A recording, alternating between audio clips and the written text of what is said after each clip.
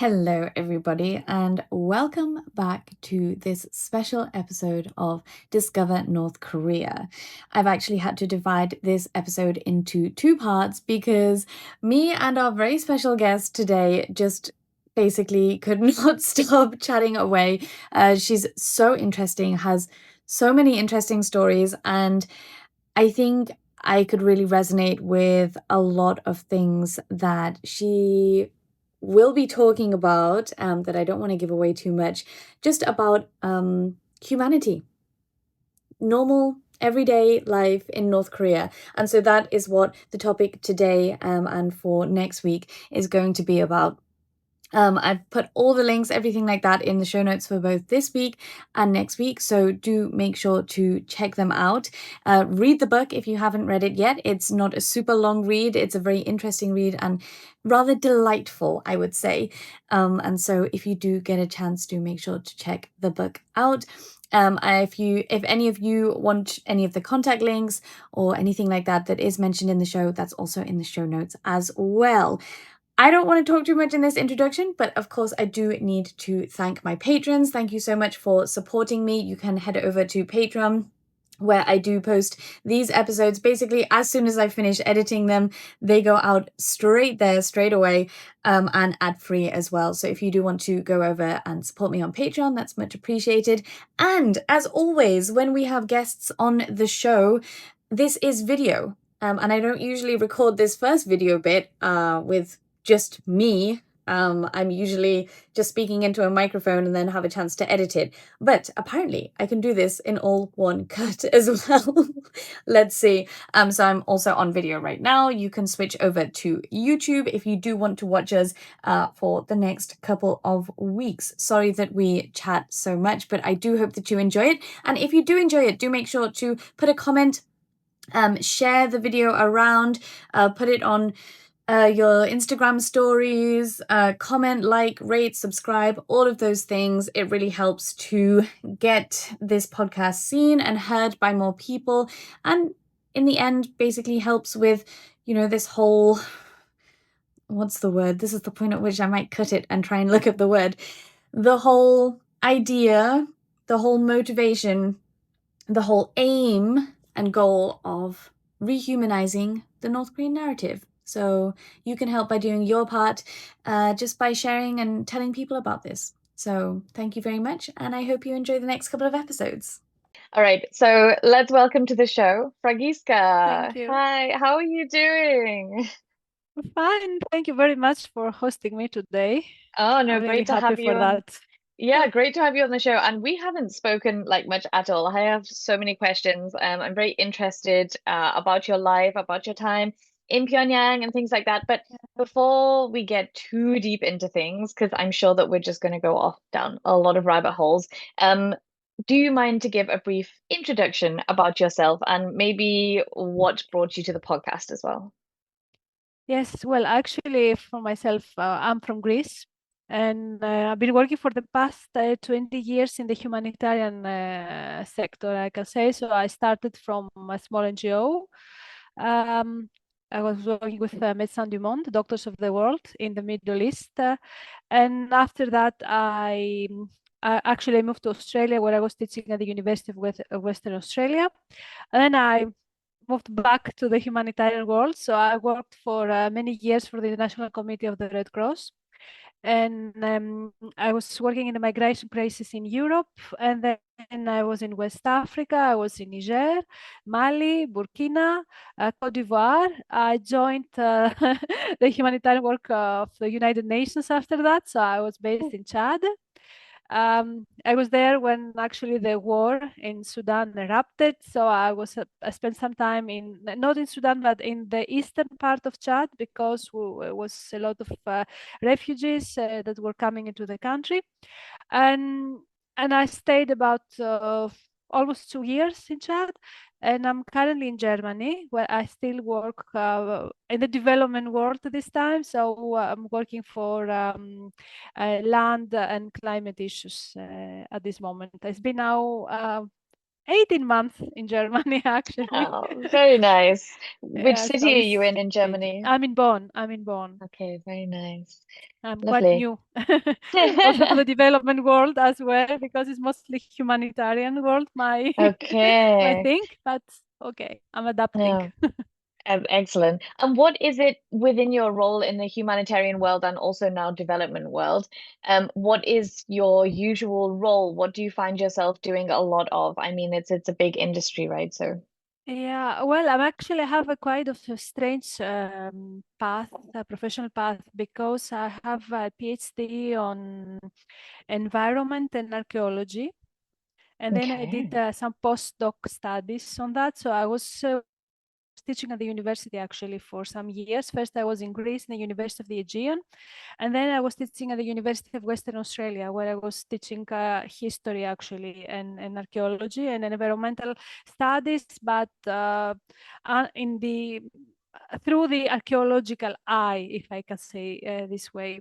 Mm-hmm. So then that was my first career. But then at one point, I really missed the field. I wanted to see the world, and actually Mm-hmm. wanted to see the big crisis in the way. So this was actually my main motivation, because I don't want to say the motivations, like I wanted to help people and that stuff, because I'm not sure how much we do help at the end of the day. Mm-hmm. I mean, I think in the small picture, yes. In the big picture, I don't know. And there's so many things you cannot control, so I don't think it's very easy. But I really wanted to be at the field, so that's why I changed Mm. my career. In the meantime, I had my son, who I was actually bringing with me in all these countries that I was. That's amazing. And this is how I turned to the humanitarian. I was when I started with Doctors of the World, I was in Jordan, covering Iraq, Jordan, and Syria, but that was before the war in Syria. So we Mm. were only on working at that time with the Iraqi refugees mostly. Mm. Um, and then I moved back to Greece. I was in the meantime, I had given birth to my son. I would spend some time with my son in Greece. Then we moved to Uganda. We spent some time in Uganda. Wow. Yes, I was Mm. working there as a volunteer to some educational programs at that time. And then at the same time, I started writing. I started a blog. It became very famous in Greece, this blog, so that get me into writing. Of course, at one point, I also needed a real job because you could not live just by writing and blogging. That is true. Mm-hmm. Of course, I had help from my father's son. That's why I could do these things. I have to be honest here. Mm-hmm.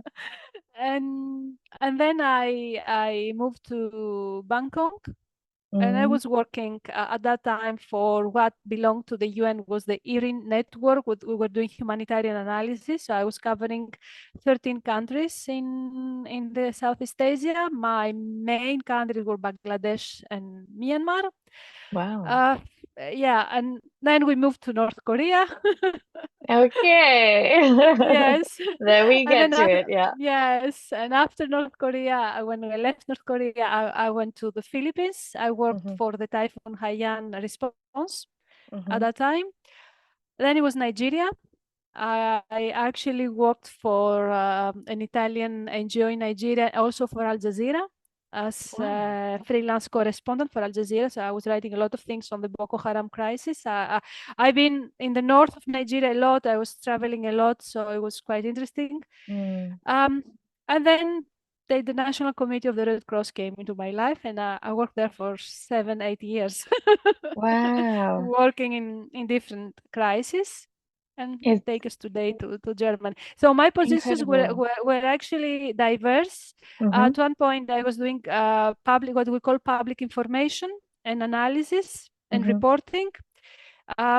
With the Red Cross, when I was in West Africa, it was mostly operational and crisis management plans. Mm-hmm. And then again, public information. So it was all around reporting, writing, strategies, crisis, and media relations, which I'm also doing now. So it's a bit all around. It reminds me of me actually, and I have to say, I think you've definitely gone down some very interesting career paths that I very much resonate and very much find interesting as well. So yeah, it's incredible. I think we could talk for hours, but we don't have absolutely hours, so I'm going to try and Yeah. stay on topic today. But absolutely fascinating and a really incredible, fascinating CV resume that you've built up. Oh, well, Really. I'm just wondering, just before we jump into the North Korea stuff, yeah. how many countries have you lived in so far? And do you have a favorite? Are we allowed to ask that? Oh, Are you allowed favorites? yeah. So many countries. Uh, Actually, it's true. North Korea was one of my favorites. That I have to Wow. say, even if Okay. might sound strange. But I think I haven't been to Latin America, for example. All my life was mainly Africa and then Middle East and Southeast Asia, but mainly Africa. So I would say Africa, Western Africa. I loved so much. I loved being in Niger. I loved Mali, Senegal. No, West Africa, the Western Sahel. Other specific Wow. countries that and it was very interesting because, for example, when I was in Burkina, I don't know Mm. how life happened that I was in Burkina when all the major political changes happened. So I was actually there, so I could see the Wow. changes in the government before and after, and it was definitely the Sahel. I love West Africa.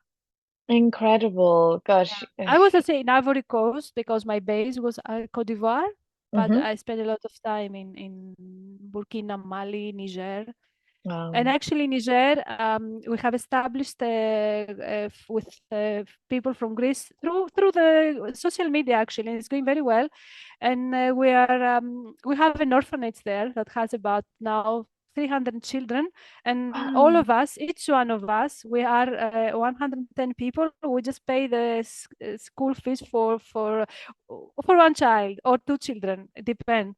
And was Mm. kindly, so I feel very connected to this country, for example. I see. It's incredible. And you've really lived through history in some of these places, which is Yeah, absolutely that's true. incredible. Yeah. I've seen the big events in the Sahel. It just happened. I was there Right. because a lot of things happened after 2016 Mm. and especially after 2020. So it was Wow. this is the place I really love, and Mm. I No, want to I go can. back.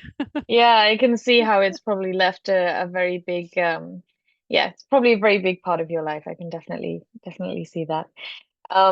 But it was 2012 to 2014, was it, that you were in For North North Korea. Korea, right? And Yes. you've written a great publication on it as well, which I will link in the show notes. But maybe you can give us a little bit of a roundabout introduction into your 2 years in North Korea and also the book. And then we'll dive deeper. If that's good for you. Yes, I went to North Korea first for a month in 2020. Yeah, in 2012. Hmm. I was spent a month there. That was in May 2012, and then I came back to Thailand to finish my contract because I was working at that time for Irin News. It doesn't exist anymore now. Irin News is what we know as the new humanitarian. It became a private humanitarian media platform. At that time, it was still to the. It still belonged to the UN, Mm. but I was an external contributor. I was not staff. And then when I finished my contract, I left and I went back to North Korea. That was because my son at the time, he was 3 years old. He was a baby, Hmm. and his father, he just got in a position there, and he was already there. So I just went as family, let's say reunification. I don't know, as Excellent choice of words. yeah, so this is how I went, and then I stayed 2 years. Even when Sebastian is my son, Sebastian's Hmm. father had to leave because he had to go to the Philippines at that time. I Hmm. stayed alone. I Okay. didn't come back. Yeah. Mm. Um, so it was very strange in the beginning because honestly, I said North Korea. To me, it sounded because in the 90s, which I was I was young. I remember I remember these images of the famine. This is what we all heard about North Korea. This is all the images that we have. Um, and at that time, I have never even imagined that I would visit this country one day. I didn't even think that I will go there. So when that was possible, and when I went to the North Korean embassy, I went to the Chinese embassy because it was through the Chinese embassy that we were getting our visas. I still couldn't believe. And then I remember the first, I was so anxious. I started reading books about North Korea. I read this wonderful book of, I think his name is Brandley Martin, Under the Loving Care of the Fatherly Leader, something like this. I think it's one of the best books. It's about 900 pages or something like that. It really gives you an understanding of the system, because I wanted to understand the history before I go there. And how the system was created. I didn't just to read all these things we hear about North Korea. This is not facts. This is assumptions. And I was very, I even scared, to be honest, because all these things you hear, you say, oh, what am I gonna get into? I don't know. And I remember because we were there with the Air Koryo flight, it was already amazing that we were going to Air Koryo flight, and it was full of Koreans. There's so many Korean people that they were taking this plane. I think we were the only foreigners, me, my son, and maybe two, 3 people more. And the people were chatting and were happy. And I was looking and said, wow, they smile, they're happy. I don't know what I was expecting. I remember that. That's my same memory of first seeing North Koreans was on the train going into North Korea, and I remember being like, "Wow, they're chatting and smiling and just being like normal people." Exactly. And then we get into the plane, and their hostess, they come, they serve us dinner. Everything was like normal. I remember the dinner. I remember very well when their hostess said, because they also said this in English, that I have to say, that we're gonna serve a light meal, and then they came with a huge burger. The Air Koryo burger. I don't know. Yeah, I don't know if they still serve this, but yes, that was amazing. They've changed it into a very fancy lunchbox now, but the burger, the iconic burger, is still there. They had that. So, and people, the only change that happened when the pilot said that we are entering now our fatherland, this is what the pilot said, it was that people, they put on the pin on their clothes. This is where I saw all people put on the pin. Okay. They didn't have it before. But that was the only thing I noticed, and it was just amazing that I was there. So I was looking down the plane, and I was just waiting to see when we go out of the plane, when we arrive, and I was just waiting to see like the army coming. Okay, no army came. That was just the agents of the of the airport, and there was a man with a uniform, and I get out with my son, and the first thing he did, he took my son in his arms, and he was just dancing with my son. You know, and I say, I can't believe this is the first thing I keep from North Korea. I see this very strict official. So it was different. Amazing. And so when you first took this flight, when you first went there, were you also with your husband as well, or was he already there before you? He was already there. Okay, so yeah. During that time as well, was there much communications? Like, were you able to keep in touch with him when he was in North Korea? Yes, totally. Because actually, when you work for international organizations, as he does, he did, because he's not there anymore, you have access to internet through the organization. Okay. Yeah. So for us, even when we were there, I was still having I was blogging about North Korea. Right. Of course, I was blogging in Greece, which is not so much exposure because it was not in English, but I would still do it. Because you have access to the internet through the organization, you have it's free. You can access whatever you want. I know that in North Korea, people, they do have a kind of an intranet where they do have access to the internet, but it's controlled. It's inside the country. But I know also that the academic institutions, the research centers, they do have access to the global and the libraries, to the global web. for Right. research and educational purposes only.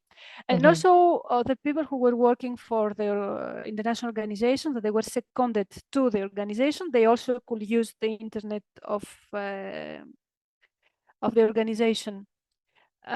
So yes, for us it was like this. At that time we had a Wi-Fi in the compound, Oh, but I nice. know that then the Wi-Fi was not allowed anymore. So but I don't know why this happened. But I think this was related. There were some tensions after, and then Mm, COVID happened, and some things have mhm, mhm. changed.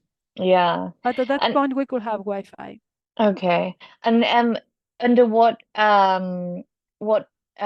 organization was your husband there as? Well, that one he goes for the United Nations. He was He was United Nations. Okay, Yeah, very and nice. this actually this makes quite a difference in terms of access, Yes. because the United Nations, they do have a rule which is no access, no aid. So Yeah. when they get into a country, they require this access to be able to deliver the aid, Yeah. and this access is always granted by the government. So this is bilateral agreements, which gives you a bit more freedom, because then you also have access as staff. I was not staff of the UN, of course, at the time, but Hmm. as being under the same Yes. agreements. So it Hmm. allowed me more access than what the NGOs had, because Hmm. they remember people who were working for the NGOs, they didn't have the same access. And this is something I want to say, because I read a lot of books after, and this is interesting, from people who were there teaching English. I can really say about people who were there teaching English. There was a lot of English people or Americans. They were there through religious NGOs, but Hmm. these NGOs, they were not allowed to act as religious NGOs. They were Yeah. not allowed to speak about religion or anything, but they were there to teach English to the elite schools. So I know that some people left the country being with this under this agreement in the country, and then they wrote books. And I really wonder, what did they write? Because people who were under this agreement, they could not even leave the compound. They could Mm. not circulate, not even in Pyongyang. They could leave every Saturday to go and do shopping. They could Wow. not get outside, maybe go around Pyongyang, see a bit the city in their buses, but they could not really see anything else. And I have these people writing books about the Ah, country. So I wonder, and they become bestsellers, which has nothing to yeah. do with what How do do they you think, know? mate, honestly, this is literally exactly how I feel when, you have one influencer that comes on one trip and spends 3 days in Pyongyang and Exactly. thinks that they know the country and starts saying things like this is this and this is a fake shop and there are no cars on the road. And I'm And they like, have what no if, idea. Yes. oh, it's very But then, tiring. because there's a lot of sensationalization is the word, Yes. sensationalism in English, and there's a lot of Yeah. this, the things you say, the things that they want to hear, because this is what we all believe Yeah. North Korea is. That Yeah. really works. If you say something else, you get blamed that you're lying, or you're, I don't know, an apologist or whatever they say. This Yeah. is not, for me, that was never the case. I just see, also I say this in my book. I'm telling you what I've seen. There are Yeah. things that I didn't see, so I cannot talk about, or I don't know them. Mm. And That's, also, yeah. you cannot you cannot talk on behalf of the Koreans. You cannot be Yes. there as a foreigner Yeah. and then start writing books like using the narrative of whoever, and then you cannot speak on behalf of the Korean people. Let No. them say their own story. You are your own story, which is different, and it's not the same reality. This is something I really wanted to make clear in my book, that I'm just saying what I know and what I could feel and I understand. Yeah. And that's something that I really appreciated about your book as well, is it's not feeding into this sensationalist narrative. It's almost, when I describe what North Korea is like, I say that it's kind of pleasantly underwhelming. It's kind of a little bit mundane compared to what preconceptions you might have. And that's how I found your book in the best way possible. I found it just very calm and very down to earth, because you just describe your life and what life Yes, was like for you. exactly what I could understand and what I could also not prove, but what I know is true. Yes. Because I couldn't say things because I've been asked a lot of things, and I said I could not have possibly known that. I mean, Yeah. things that uh, but that was my idea, that it's just normal. It is a normal country, actually, even if people don't want to hear this, but it Yeah. is You in know, its own way. there's a lot of abnormal qualities about it. But it is a normal functioning country with normal people. And you're right, it's more normal than it is extraordinary. But I'm curious what you might think is one of the biggest, I don't know what kind of media you consume, what books you've been reading, or what kind of things you watch maybe on social media or YouTube, but is there anything that's kind of really stuck out to you, or any narrative that's been told, or any specific or general narrative that's been told that you're really like, wow, that's really different from my experience, or anything that sticks out to you like that? Almost everything. There's Yeah. very, very few people who because I think everybody is tempted, because you know how to get more views if you say Yeah, specific things. So I think absolutely. that really determines what you're gonna say. And of course, I've read people and some narratives on articles. I can't remember specific now, but they are actually normal, and they're trying to seek the truth. But there is a lot of people that and still people say these things. That's why I'm really, that like people go out like if they are in the army, that they wear uniforms, that they are not allowed to talk to you, they don't smile, they don't.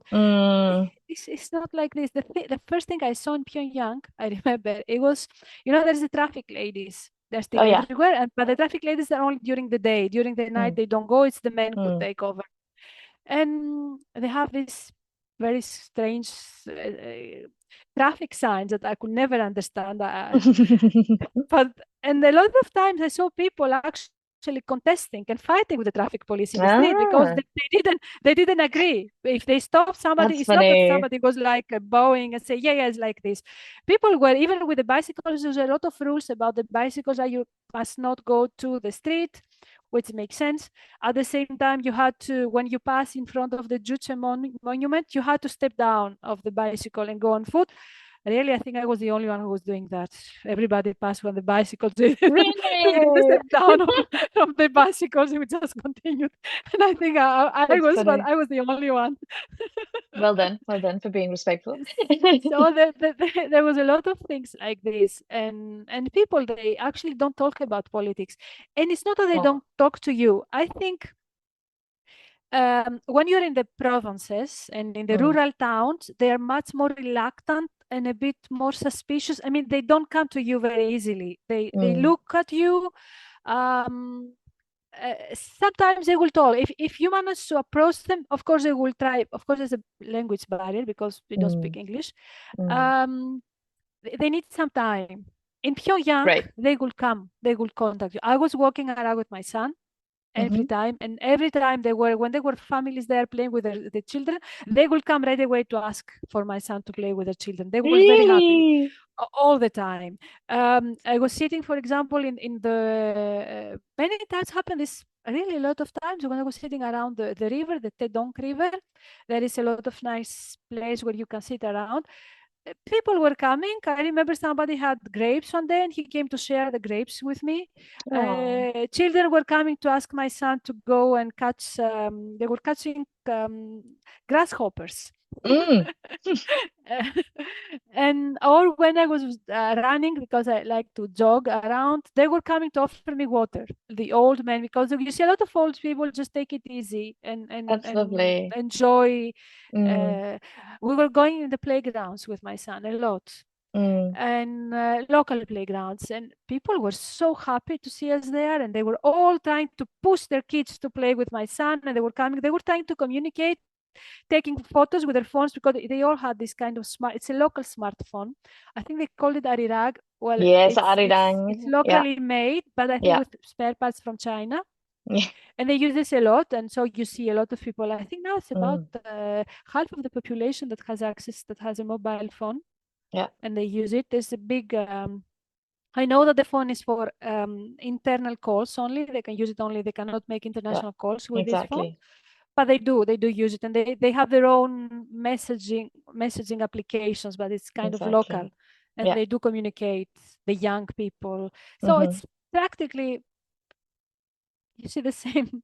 Yeah, really. And everyone's glued to their phones at the moment. Yeah, they do. I have a photo, and that was 10 years ago, where they're all in a bus station on their phone. And that's 10 years ago. Like, it's really surprising. Yes.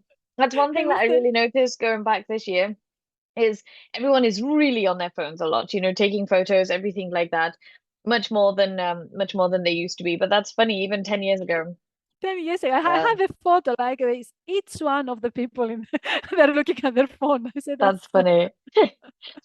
And so I mean, you had quite a bit of freedom when you were walking around, a bit of freedom of movement. And I always say freedom in the context of North Korea. So when I say a lot of freedom, you know, it's all relative. But when I go to North Korea, I usually go in the context of being a tourist. So you have to be around with your two tour guides at all times. But I do like to remind people that when you're there as a tourist, that is the rules. You are there on a tourist visa. That's the rules. You always have to be with guides. When I was there in April, that wasn't necessarily the case because I was on a special delegation visa. So I did have a little bit more freedom. But generally speaking, always still had to be with two Koreans at all times. So, but I know that for the people that live there, it's a little bit different. You can walk around by yourself. You can go shopping by yourself. You know, maybe you can tell us a little bit about your freedom of movement.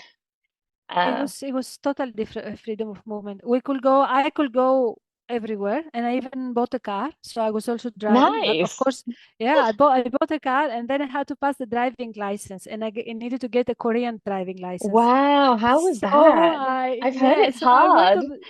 I went to the ministry to pass the exams with an interpreter, of course, because of the language. And at first they gave me a written test, which you had to say A, B, C, but it was mostly of images. It didn't have text in this because I couldn't read Korean. I just crossed. I mean, I couldn't understand, especially the baton that oh no, the traffic they test you on the traffic lady side. I don't know what this means, but somehow I passed. So okay, then I go to the driving test. So you have to go with the car that you went to the minister. So I went with a Land Cruiser, which I was not very familiar of how to drive it at that point. And oh my God, it was I had to drive around Pyongyang and park, and it was a real exam. And I described this in my book because at one moment I panicked, and at that point the examiner, he had untackled his belt because he wanted to cut something that had fallen inside the car. And this is where I put the brake so hard, and he leaves from his head. He pumped his head on the window. And then I say, "Oh my God, did I just kill the examiner?" It was. And he looks at me, and I say, "Oh my God!" And then he says, and I said in English, "We can go back now." I said, "Oh my God!" I said, "That's it." But somehow I passed. Wow. Maybe I don't know. Maybe they gave it to me because I was foreigner. They didn't want you to go back. They didn't want to see you again. I don't know what he said in his report, that they gave me the driving license and I could drive. But it was, oh my God. Wow. So it was a real exam, and then I could go anywhere. Okay, so I have to ask. Sorry, when you say anywhere, do you mean literally you can go into any shop, you can park your car into any place? And let's just talk about Pyongyang for now and not even consider, going outside the city borders. But do you mean you can really just park up and just go anywhere that you want? All the fake shops, and I'm doing air quotes right now, all the fake shops, everything like that. Honestly, yes. Okay. I the only time I remember, and I'm totally honest with this. Yes. I was going around with a camera. I have 2,000 photos from North Korea, and I do have them, and it is regular people, normal people. And the only time that there was a military man that came to me and told me not to take to see the photo and delete the photo I've taken. And at that point, I got scared. I said, "Oh my God, what did I do?" So I started showing him my photo. I said, "No, this photo," because he didn't even want to see my photos. He wanted one photo that I had to delete because he saw me taking. I couldn't communicate, so he leaves and he comes. He makes a phone call. He goes back because they had a red phone there because it was outside the military camp. And another man comes, and I say, "Oh my God, they have the whole army coming now to get me." This was my thinking. And the other man could speak some English, and he just explained that I took a photo of a house that is reserved for official visits, and this is not to be taken. They wanted me to delete this photo. That's the only thing they asked. And I delete this photo, and then he told me, "Yeah, go." That was all. And at this point, I remember there was a military plane that passes. Oh my God, even this is funny now. That was a paranoia totally in my head. The fear. But no, that was the only time. Okay. That was And the only thing. did you use this freedom much? As in, did you decide, okay, one day I'm gonna go to the spa, I'm gonna go bowling, I'm gonna go to the Yeah, I did market, all. I'm gonna go to the supermarket and gonna go All to the the coffee time. shop. Okay, amazing. And I was going to all the places around Pyongyang. I was walking a lot, and I was walking a lot with my camera. I think my opinion is that, of course, they knew I was there a foreigner because there was so many going around with the camera, and maybe they had just kept an eye to see what exactly am I doing with. But at the same time, I was going around with my son, who was right. 4 years That's old. it's a lot less threatening when it's a woman That walking around with a already child, breaks the actually. ice Yes, totally. yes, I had yes. a bicycle, and I used to put my son in behind of my bicycle going Oh, around. Already this really break the ice totally. People will come to yeah. talk to you. I remember we were told not to take public transportation, and one day I said, why Okay. not? So I go to a bus stop and I stop the bus and I Huh? get in. And I just get in. I paid I paid the ticket. I sat there with my son. I didn't even know where to go out, but then I stopped after a few stops because I didn't even know what kind of bus I took. And that was all. Amazing. Nobody stopped me. Nobody told me Right. anything. Yeah. That was my experience. And how did actually, practically speaking, how did you find your way around? Because, and this is funny actually, a lot of people always ask me, why can't you walk around without guides? What is the reason that North Korea gives for you not to be able to walk around without guides in the tourism context? And the guides, there is no real reason actually. There's many reasons and there's no reasons at all.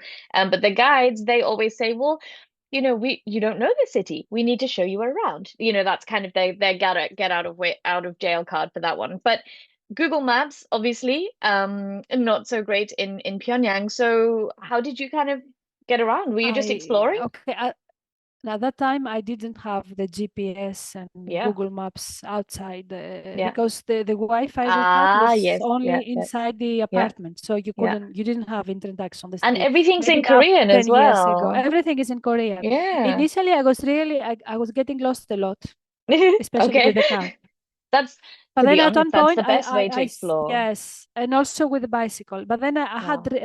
I had some things that I had like landmarks in the city, and then I learned. But in the beginning, I was getting lost all the time. But I was there 2 years. At one point, I learned the city. Okay.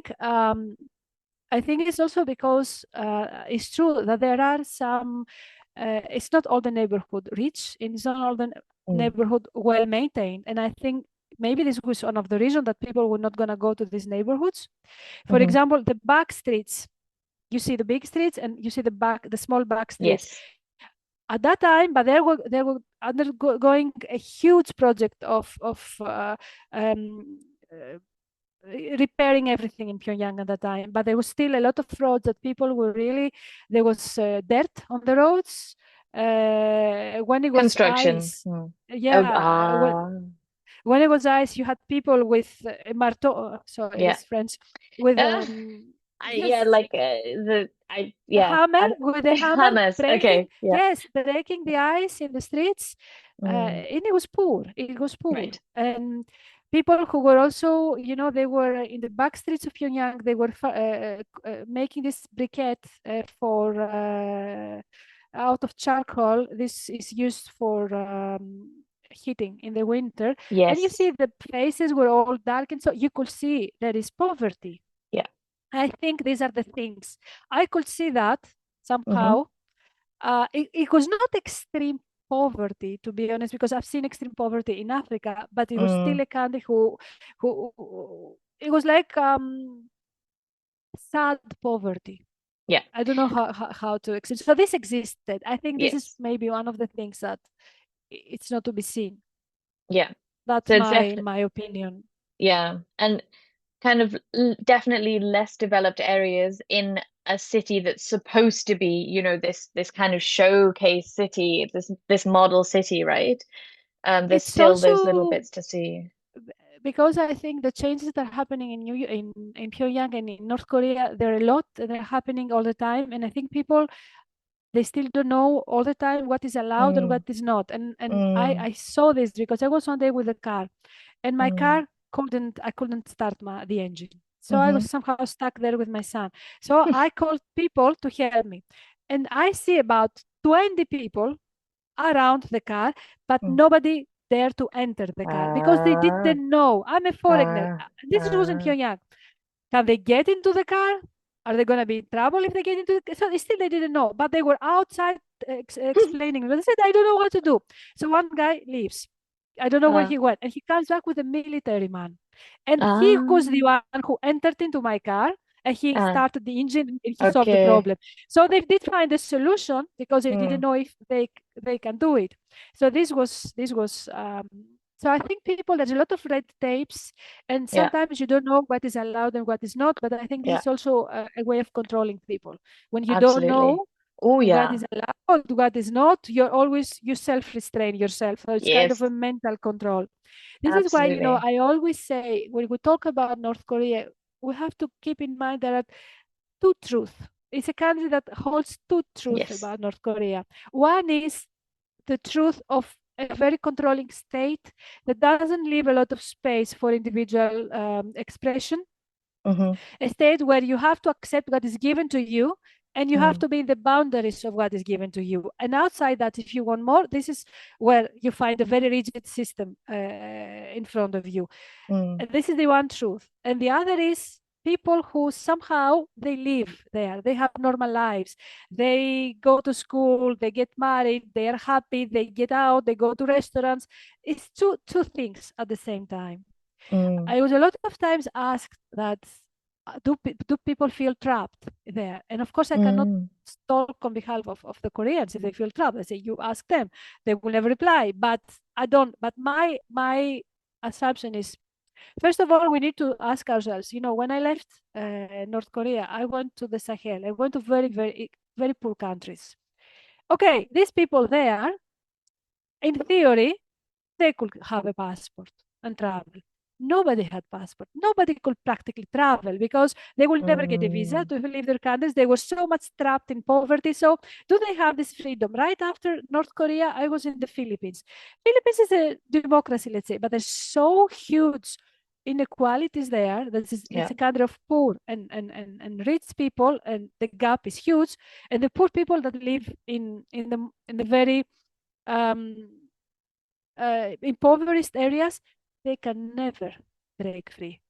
Yeah. They can't. Are these people free? Are these people more free than the Koreans? So you have to ask yourself, like, you have to question yourself some things. Yes. But of course, I understand it's a different, and there is a law that doesn't allow you. Uh, Mm, that I understand the difference. But then again, I think that the people there, they're very, very proud of their country. They're yeah. very nationalistic of their country. Mm-hmm. They really, and so these things are somehow governing their identity. Yes. And Very much you do so. see it as being trapped when you're born and raised in a specific system, as we are in our own system. Very much This is how so. I see it. Yeah, I can definitely resonate with that. And I think you said something very important about, multiple truths, multiple realities, and not everything is black and white. It's important when we contextualize things and think about the bigger picture, not just about, oh, crazy North Korea, look, it's doing all these things, but when we think about everything that's, going on in the world and how everything is also not black and white as well, and how you can't just, pick one truth and then decide that that's the only And, and, thing. and what I always say, I mean, in North Korea, for example, at this time, there is universal education. Mm. Universal free care also. Yes. There is, with all the problems that a lot of due to the sanctions. You don't have child marriages there. This doesn't exist. Right. Yeah. You don't have you don't have homeless people, and this is true because there is an institutional care, good or bad. There is a system. So what I mean is, we must not say that there are no human rights in North Korea, because access to education for all, access to free care for all is a human right, and it is there.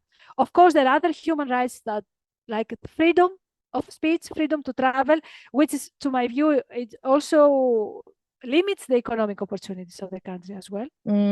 So it's much more, it's very complicated issue, but you cannot close your eyes also to the other things that they do exist. No. There, you know that North Korea has the highest ratio of doctors per population in all the world, doctors and nurses. It's true, they do, because they do. They have a doctor for every in every village, and it's very amazing because my son, he got sick at one point, very sick, and he nearly to death, I have to say. Oh, gosh, so it was a very hard moment. Yes. Yeah. So I remember I was there, was in the kitchen, and I was just saying, I don't want to go in his bedroom. I'm afraid he might die. Oh no, I'm so And sorry. I take him. It was in the night, 5 o'clock in the morning. I couldn't take it anymore. So there was -20 with a lot of snow because the climate is very harsh in the winter. I put him in a blanket and I start walking to take him to the University Pediatric Hospital of Pyongyang. Although I was supposed to go to the local hospital first, and then they refer you. I said, I don't care. I go directly there. So I go there. I get into the hospital, and people were surprised to see me. And I just say, a doctor. That's the only word I say. So they all came. They came, and there's a very elderly doctor that came. And the moment I saw him, I start crying. And he took me in his arms, and he said, "No, don't worry." And they took my son. And actually, the doctors are so well trained. It's amazing, and how dedicated they are, because it's something that whatever a Korean does, they do it with pride. But he told me that then an interpreter came after a while, because somehow, even without saying my name, they knew who I was. And so a person from the ministry that they were assigned for us, because every foreigner had a focal point in the ministry, came there. I don't know who told her, because she came. That was really someone alerted. The foreigners here. Yeah, they knew exactly who I was without even saying my name. So she was translating, and the doctor, he practically told me, I know what is wrong with him. It's an infection, but I don't have the means, because he didn't have pediatric needles because of the sanctions. And there was a lot of things that they were lacking because of these sanctions. Although they are trying hard, and China is supporting, and maybe now things are a bit better. But the sanctions, they really kill the people. They never kill in not in the literal sense. They never affect policies. Yeah. On the contrary, they rally the people around the government, whoever this government is. Is for me, is a wrong tool, totally, for all the countries in the world. But anyway, so it was. But I really remember how warm the people were. I really, I mean, I'm very grateful, because it was very hard moments. And then the hospital, they sent 2 nurses and another doctor in my house to check on my son, and they really did their best that they could do. At the end, we had to evacuate, and we went to China for treatment. Okay. Oh my gosh. Okay. Well, I'm glad that he was fine in the end. At the end, yes, but we had to go to China at the end, and this is where he was treated, and things were well. Yeah. And then you went back to Pyongyang after he'd recovered. No, after that, no. This is how I left Pyongyang. Is it? Okay. And well, we also we didn't get to the end of the story yet. I left my things and everything, because I left for this medical evacuation. I had to stay a long time in China for my son, and I didn't go back. And your husband was still in Pyongyang? He had already left, like 5 months already. Okay, we didn't get to that point either. Yeah, okay. He had already left. Okay, so how did it happen that your husband had left before you and so He long was before you? assigned. He was assigned to a different to an emergency because at that time there was Okay. an emergency, and Um, so he just went there. But I was asked, and I said I want to stay. I could still okay. stay because my visa was still valid because he was not Um, actually he was sent in what we call in surge, but his position remained in Pyongyang, so I could still okay. stay with the same visa. Okay, So it's and not that based on he his was visa. reassigned. He just went on Okay. search. But then I left after my son got sick, so then we didn't come Mm, back. But okay, I okay. stayed, I think 5 or 6 months more alone with my Wow. son, which I And loved it. so what did a day in the life look like for you back then? Oh, well, I was waking up with my son, and I was Mm-hmm. driving him to the school because he was Mm-hmm. going to what we call the Pyongyang friendship school. It was Okay. this was the school for foreigners, but the Okay. curriculum, everything was Korean. The teachers were Korean, the language Was was in Korean, Korean wow. curriculum, but it was only they were only having foreign children. That's why it was the international school, but that was all. So So his your son teachers were speaks Koreans. Korean and he Well, at speaks that time, Korean? yes, but he doesn't remember. He was Okay, also yeah. very young. But I Yeah. was also taking Korean lessons. Mm, Um, and which is another misconception because they were told, oh, no, no, foreigners are not allowed to learn Korean. I mm, was taking Korean lessons with a Korean yeah. teacher and for almost 2 years. And I was so proud when I managed to read some words and speak in the market and negotiate prices. I felt so proud. Yeah, oh, bless. And my son was also taking painting lessons with a teacher in another Cool. part of the town. So we're going there every Thursday afternoon, and he was just drawing apples. I mean, he was a baby. Um, Lovely. and so yes, he was going at school, and so I was driving him at school. And once I was driving him at school, I would take my bicycle and go shopping, which you could go actually to the supermarkets in the city because Mm-hmm. there are big supermarkets in the city. There were some supermarkets that one or two, they were also in the compound where we used to live, where mostly foreigners go, but I was not going there just for quick shopping because it was near the house. This is where not Koreans couldn't go there because we had an open compound Mm, that had a shortcut to one of the most actually impoverished neighborhoods of Pyongyang that you could see it from your window actually. And the wow. North Okay. Koreans, they could take the shortcuts to go to their homes, but they couldn't actually circulate in the compound because it was only for foreigners. Mm, With the exception of the people who were working there, like cleaners, teachers, mm, people who were working in the shops who were there. So I was not spending much time there. I would go outside. So there was two supermarkets who were like expensive. So you could see either foreigners there or I think people with hard currency. I don't know how they had it. I mean, they all have now, but I think to spend this amount in the supermarkets, you need to be rich, actually. mm, And then there was the big Chinese supermarkets that were a bit outside Pyongyang. You had to take the car to go there because the bicycle was a big ride. You could, but mm-hmm. a car is better. And this is where most people do their shopping. The local ordinary Koreans, full of Mm-hmm. Chinese products, not expensive at all. Mm-hmm. Also, a lot of electronic appliances there. You could find a kitchen stove, Cool. a fridge, and people could buy these things, maybe not in cash. I don't know how, but they were. But the biggest where people were shopping in Pyongyang was the Tongil market, which was Yes. huge, was Which every is so, day. and you know, we're not allowed to go there as tourists, so I'm Oh very no, jealous that that's you've so been there. stupid. I was going Yeah. there it's every What, day. tell me about the market. What's so Oh, mysterious about the it was market that they don't amazing, let but tourists there? unfortunately, and yes, and I really don't understand why, because this will be the best advertisement for the country. First of all, you were not allowed to take pictures there, so I have no picture of this market. Mm-hmm. Which is the market was from, if I remember well, from 2 to 5, and there was a change during the harvest, the rice harvest season. Mm-hmm. And there was two sections. One big sections where you had in the beginning the meat, and behind the meat, in the first section you had the vegetables.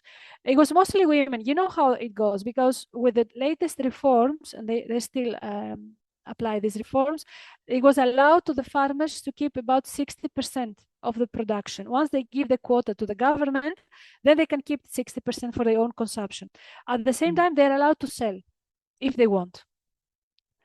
So it was like, so what farmers do, they do like a small cooperative farm, and they work 3 or 4 or 5, depending how many together, and then they sell the surplus and they keep all the money in the market. That's how they do it. So you see people with different colors of, they are wearing a French color, green or red or blue, depending, because they were representing different cooperative farms, but they had the right to keep all the money. This is where it's interesting, because when they will see a foreigner, the prices, they will go up. Like 10 times. Of course. Anywhere in the negotiate. world. Yeah. Okay. But even the Koreans, they were negotiating a lot. So you had the meat. I was not buying the meat there. Okay. And behind there was the fruits and the vegetables. Amazing quality. Amazing quality. Wow. Okay. Amazing fresh products. Everything was in season. You couldn't find things that they were not in season. Right. And so you could buy so many, and all Korean or local. And that's the first thing they will tell me, Korean for the product. Okay. Yeah. And they had these old, scales with the weights, not the electronic scales. That was and Excellent. really, it was amazing, the quality. I was going there every week to buy my things, because I wouldn't buy a lot, because they were so fresh that they wouldn't, they didn't have like pesticides and all that stuff. So it was really natural products. And it was so lively. People were speaking, were talking, were having fun, because there were also small kiosks around where you could have a tea if you want. So it was so much of life there. And you had to negotiate prices. This is where I used my Korean. I remember I learned, this is expensive. I don't know how, but I used to say this a lot. And then there was the other part of the market where you was mostly men working there. I've noticed that. And this is, you could find school bags, old clothes, shoes. There were people repairing shoes. There were people repairing belts, small handymen, tools, all this kind. That was the second part of they also had these beautiful umbrellas that the ladies in the summer, they like to go around for the sun, and you could buy them there. So you could buy anything you wanted. And when I was there were no restrictions because you had to use the local cash, local money, of course. And when at the time I was there, all restrictions for how much money a foreigner can change in local currency, they were lifted. So practically we could go. I remember it was the Chinese supermarket on the first floor. You had to go. This is where there was the agency where you could change the money, and we were going there every week, and we were changing big amounts of money. This is the money we were using because they had lifted all restrictions. So maybe somebody who says the opposite maybe was there before. But I have to say, once Kim Jong-un went on power, he started slowly, really lifting a lot of restrictions. A lot of things changed.